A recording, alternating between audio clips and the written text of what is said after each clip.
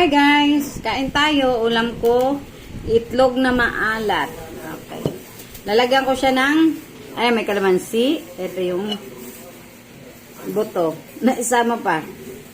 At saka native na sibuyas, yung Tagalog. Yung may dahon siya.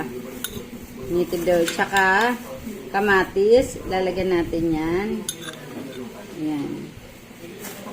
Galing ako sa pamimili. Kanina madaling araw namili ako. Ngayon, hapon namili rin ako. Diba? Masipag ako eh.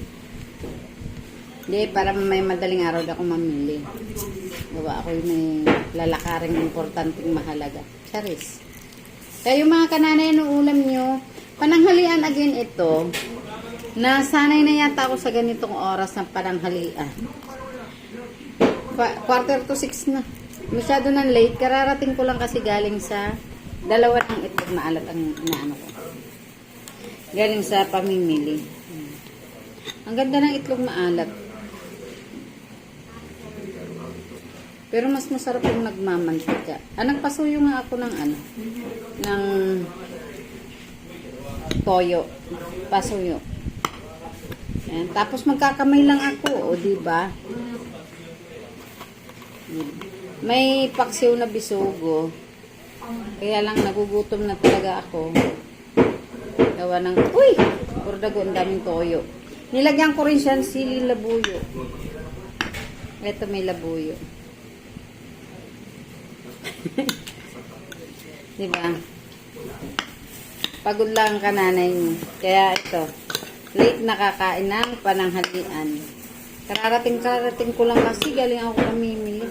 Kain tayo mga kananay. Okay na yan. Huwag na masyado i-mix.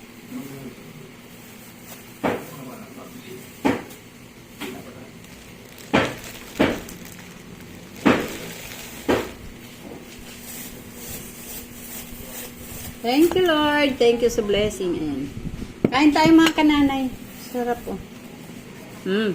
Kamatis pa lang yun. Ang kamatis kumapit na ang lasa ng sibuyas.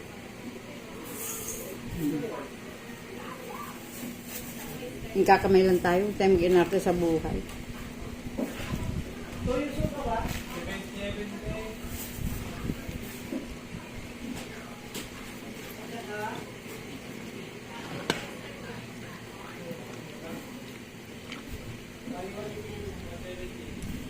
Sarap.